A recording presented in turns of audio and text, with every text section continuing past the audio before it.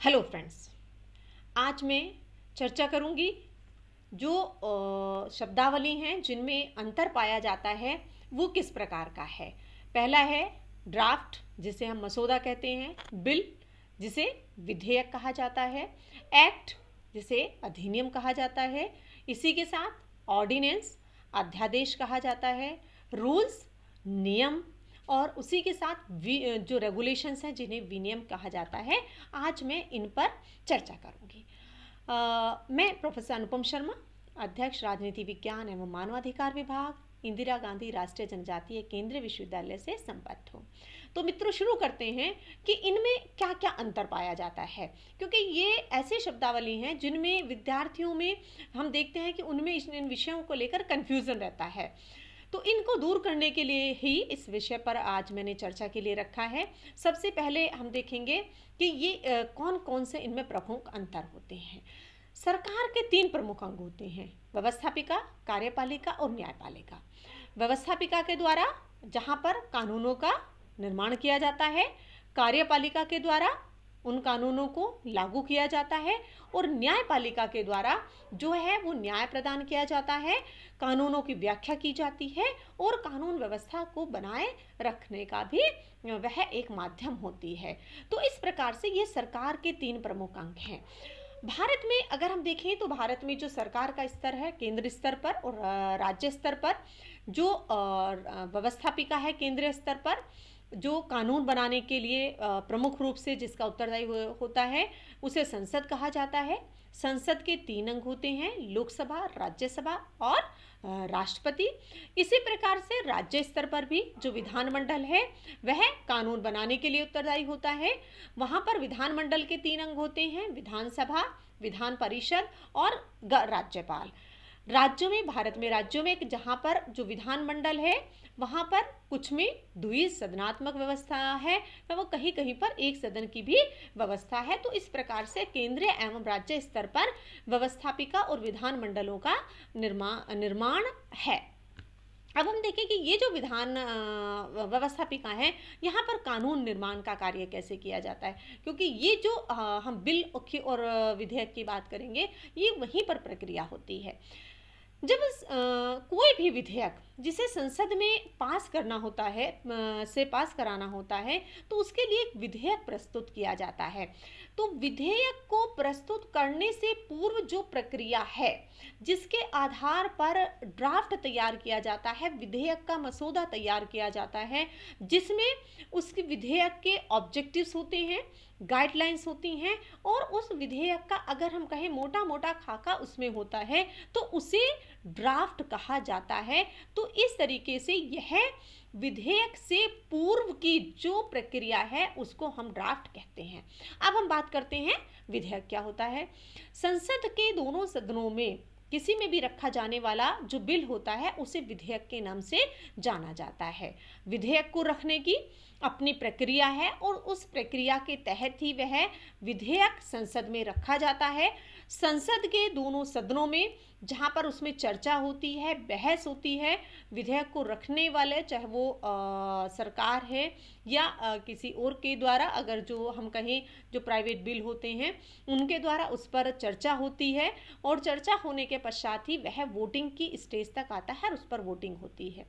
जब उस निहित प्रक्रिया के तहत वह विधेयक संसद के दोनों सदनों से पास हो जाता है, तो संसद के दोनों सदनों से पास होने के पश्चात वह राष्ट्रपति की मंजूरी के लिए जाता है। राष्ट्रपति के पास किसी विधेयक के पास होने के पश्चात जो शक्तियां होती हैं, उन शक्तियों के तहत चाहे वह उसको स्वीकृत करता है या अपने पास रख लेता है या पुनर्विचार के लिए भेज देता है, तो जब वह अपनी शक्तियों का प्रयोग करते हुए उस विधेयक को जो पास किया गया है और उसको वो स्वीकृत करता है, तो वह विधेयक वहाँ पर स्वीकृत होने के पश्चात वह अधिनियम बन जाता है, और अब अधिनियम बनने के पश्चात वह सरकार उसे लागू कर देती है। तो इस प्रकार से यह विधेयक अब विधेयक से परिवर्तित होकर पास होकर राष्ट्रपति की मंजूरी मिलने के पश्चात वह अधिनियम बन जाता है। अब ये जो अधिनियम है, अब इस अधिनियम को जो लागू किया जाता है, अब वह कार्यपालिका का उत्तरदायित्व होता है कि कार्यपालिका अब जो संसद के द्वारा और राष्ट्रपति की मंजूरी मिलने के पश्चात जो अधिनियम बना है कि संसद उसे अब संसद के द्वारा जो पास होकर आया तो कार्यपालिका उसे लागू करे। कार्यपालिका जो है वह लागू करने के लिए, क्योंकि उसके लिए अब क्या करती है, वो नियम बनाती है, रूल्स बनाती है, क्योंकि जो विधेयक जो एक्ट बनकर आता है उस एक्ट में यद्यपि बहुत चीज़ें होती हैं, लेकिन उनको किस प्रकार से अब पूरे देश में लागू किया जाएगा, तो उनको लागू करने के लिए अब सरकार के द्वारा, कार्यपालिका के द्वारा नियमों का निर्माण किया जाता है कि जो एक्ट है उस एक्ट को किस तरीके से प्रभावी तरीके से लागू किया जाए, प्रभावी के साथ साथ उसमें स्पष्टता आ जाए और उन नियमों के तहत ही जो कार्यपालिका के द्वारा बनाए जाते हैं उसको लागू किया जाता है। अब हम बात करते हैं कि रेगुलेशंस की जो विनियम होते हैं, तो अब जो ये कार्यपालिका के द्वारा लागू करने का कार्य किया जाता है तो वहाँ पर अब विनियम भी बनाए जाते हैं। ये जो विनियम है ये नियमों के तहत ही आते हैं, अर्थात कार्यपालिका के द्वारा जिन नियमों के तहत उसे लागू किया जाता है तो उनको लागू करने में, चाहे तो वो संसद के द्वारा जो पास किया गया एक्ट है उसके तहत, या जो संगठन हैं या जो एजेंसियां हैं, सरकारी संस्थाएं हैं, उनको लागू करने के लिए उन विनियमों की आवश्यकता होती है। तो इसलिए इनको लागू करने के लिए विनियम बनाए जाते हैं। भारत में अगर हम बात करें तो जैसे रिजर्व बैंक ऑफ इंडिया है, तो अगर सरकार के द्वारा जो अधिनियम बनाया गया, जो रूल्स बनाया गया, तो उसको किस प्रकार से वह और बेहतर तरीके से उस संस्था के द्वारा उसको अपनाया जाएगा, उसके लिए विनियम तैयार किए जाते हैं। अगर मैं यहाँ पर एक एग्जाम्पल इसमें दूँ कि जैसे 1993 में जो सरकार के द्वारा एक अधिनियम बनाया गया था, वह था ह्यूमन राइट्स के प्रोटेक्शन के लिए, 1993 में बनाया गया था। अब उसे किस प्रकार से लागू किया जाएगा, तो सरकार के ने उन नियमों के तहत जो केंद्रीय स्तर पर नेशनल ह्यूमन राइट्स कमीशन की स्थापना की और राज्यों के स्तर पर जो स्टेट ह्यूमन राइट्स कमीशन है उनकी स्थापना की गई है।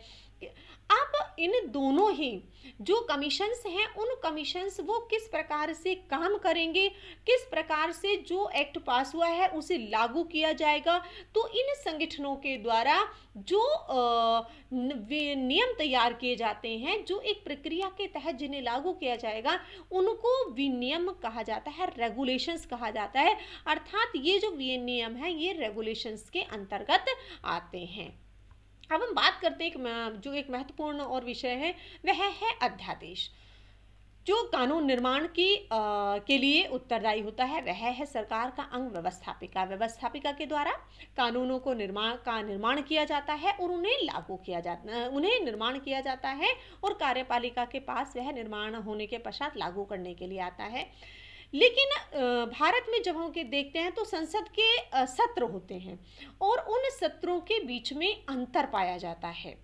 ये जो अंतर होता है, ये जो बजट सत्र हो गया, मानसून सत्र हुआ, उसके बाद में फिर जो शीतकालीन सत्र होता है, तो ये तीनों सत्रों के मध्य जो अंतर होता है उसमें यदि सरकार को आवश्यकता होती है कि कुछ इमीडिएट कानून बनाया जाना है तो उन कानूनों के लिए संसद के द्वारा अब क्या किया जाता है कि यहाँ पर संसद का अधिवेशन नहीं हो रहा होता, तो ऐसे स्थिति में जो कार्यपालिका है उसके द्वारा राष्ट्रपति के माध्यम से अध्यादेश लाया जाता है। अगर हम बात करें जैसे कोरोना काल की परिस्थितियां हैं, तो अगर यहाँ पर सरकार को लगता है कि कोई कानून बनाने की आवश्यकता है, तो ऐसे स्थिति में चूंकि संसद का अधिवेशन नहीं हो रहा है, तो ऐसे स्थिति में जो यूनियन कैबिनेट है वो अध्यादेश का प्रपोजल तैयार करके राष्ट्रपति के पास भेज देते हैं और राष्ट्रपति के द्वारा उसकी मंजूरी मिलने के पश्चात वह अध्यादेश के रूप में पारित हो जाता है, फिर वह देश भर में लागू होता है।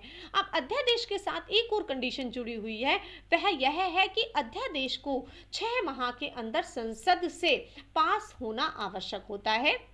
क्योंकि जब तक संसद की मंजूरी नहीं मिलेगी तो वह 6 माह के पश्चात वह लागू नहीं रह पाएगा, और उसमें 6 माह का भी समय है जो मैं अभी बताती हूँ।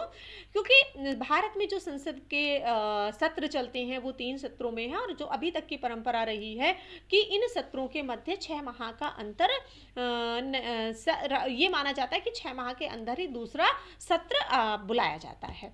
तो अब जब संसद का सत्र आरंभ होता है तो जो ये अध्यादेश है उसे संसद में रखा जाता है, और अब संसद में रखने के पश्चात से 6 सप्ताह तक उस अध्यादेश को वहां से पास होना जरूरी होता है, और जब वह संसद के द्वारा उसे मंजूरी मिल जाती है, राष्ट्रपति की मंजूरी उसे मिल जाती है, तो उसके पश्चात वह कानून का रूप ले लेता है।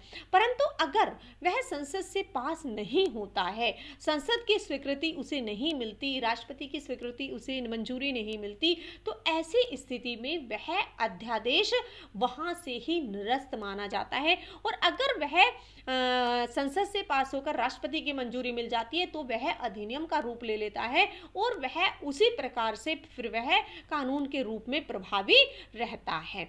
तो यह है अध्यादेश की स्थिति। और इस पर अब हमने जो मैंने बात की वो ड्राफ्ट है, उसी के साथ बिल, एक्ट, रूल्स, रेगुलेशन, अध्यादेश, इनको समाप्त करने से पहले मैं बहुत ब्रीफ में इनको रिकैप कर देती हूँ, जिससे कि जो कन्फ्यूज़न है वो और दूर हो जाए। मसौदा जो बिल को संसद में रखने से पूर्व तैयार किया जाता है, जिसमें उद्देश्य और गाइडलाइंस होती हैं। उसके पश्चात जब मसौदे को संसद के सदनों में रखा जाता है तो वो विधेयक कहलाता है, जिसपे विस्तृत रूप से चर्चा होती है और वहाँ पर मतदान होता है, और उसके पश्चात वह राष्ट्रपति की मंजूरी के लिए जाता है। तब तक राष्ट्रपति की मंजूरी नहीं मिल जाती, वह विधेयक रहता है, और राष्ट्रपति की मंजूरी मिल जाने के पश्चात वह अधिनियम का रूप ले लेता है, और वह कार्यपालिका अब उसको लागू कर सकती है। रूल्स, ये जो अधिनियम पास होता है उस अधिनियम को लागू करने के लिए, प्रभावी तरीके से उसको प्रभाव में लाने के लिए जो नियम है वो बनाए जाते हैं। और विनियम, जब रेगुलेशन की हम बात करते हैं तो जो ये नियम बनाए गए हैं और उन नियमों को जो लागू करने वाले जो संस्थाएं हैं, संगठन हैं या एजेंसियां हैं, वो किस प्रकार से उन्हें लागू करेंगी, उनके द्वारा जो एक हम कहें नियमों तैयार किए जाते हैं उनको विनियम कहा जाता है। विनियम अगर आवश्यकता होती है तो बना लिए जाते हैं, और आवश्यकता नहीं होती जो तो रूल्स बनाए जाते हैं अगर वो सफिशिएंट होते हैं तो वो कार्य करते हैं।